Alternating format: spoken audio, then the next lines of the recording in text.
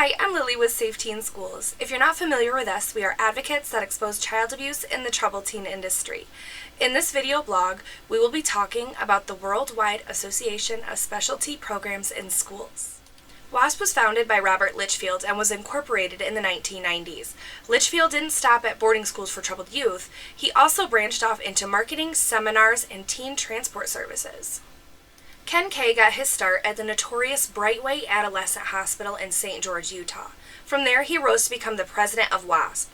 For years, W.W.A.S.P operated mostly untouched. With their marketing and boasting a success rate of 97%, business started booming. Desperate parents with troubled teens finally had a solution, and all it cost was a few $1,000s a month. Or so they thought.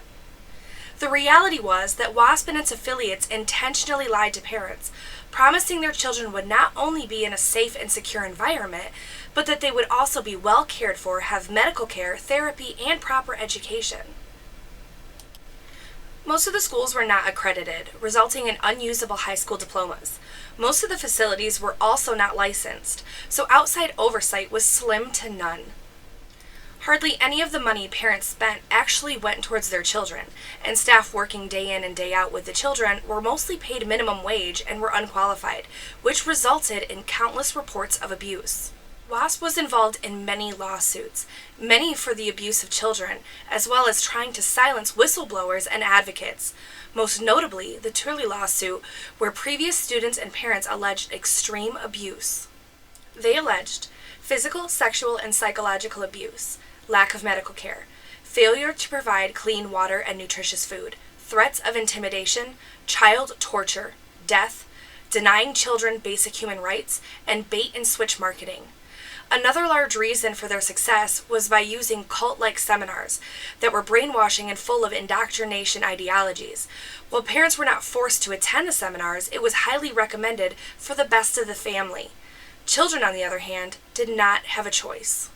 David Gilcrease started as a facilitator for LifeSpring seminars. Through its history, LifeSprings has connections to Scientology and other extreme cults. Gilcrease joined forces with W.W.A.S.P, creating Resource Realizations, a spin-off of LifeSprings and their seminars. Out of fear of not completing seminars, which would have extended their time in W.W.A.S.P, children were forced to participate in cruel and humiliating practices. Sleep, food, and water and bathroom deprivation was also commonly used. These practices resulted in brain fog and an increased susceptibility to mind control. Children were forced to reveal their darkest secrets. Young girls were repeatedly told they were sluts. Those that were raped were told that they secretly wanted it and that they deserved it. Children were also shamed for their race and for being LGBTQ+. Children were told that their parents hated them, and if the child wasn't a problem child, they were ridiculed for acting as if they were better than others.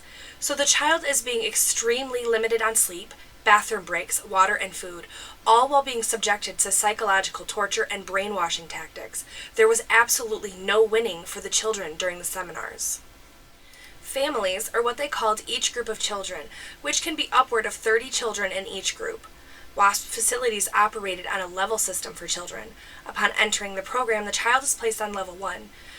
Graduate all of the seminars and reach level 6 to graduate the program.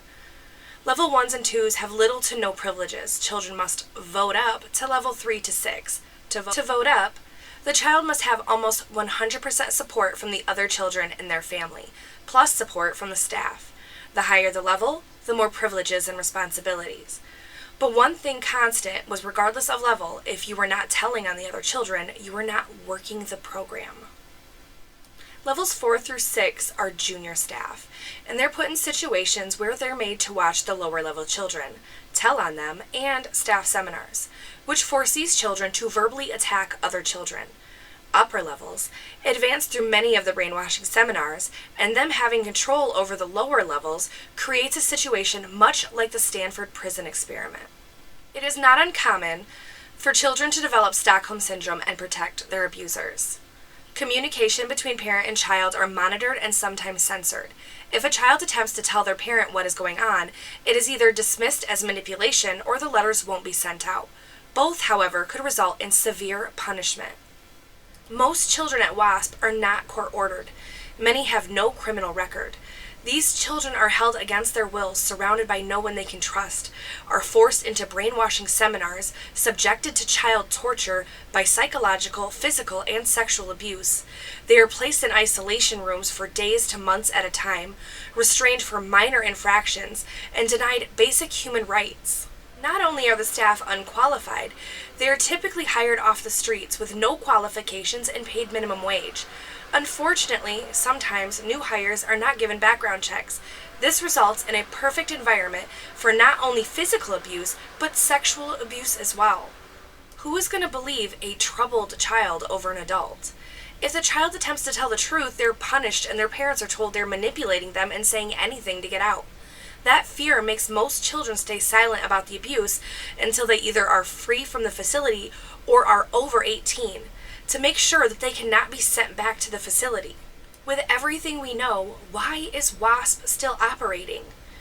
W.A.S.P facilities that are still operating are 3 Point Center, Second Chances, Clearview Horizon, Southern Oaks Boarding School, Wake Up Call for Teens, Teen Discovery, Sedona Sky Academy, Ash Creek Ranch Academy, Shangri-La Learning Center, Old West Academy, Riverview Academy, plus many spin-off facilities.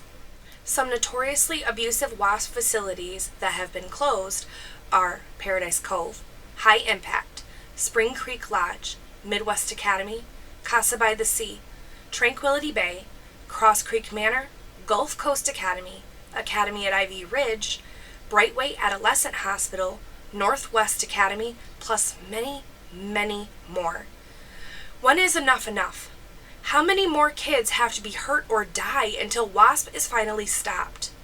For more information, please visit our website at saveteenschools.org and please subscribe to our YouTube channel. Thank you.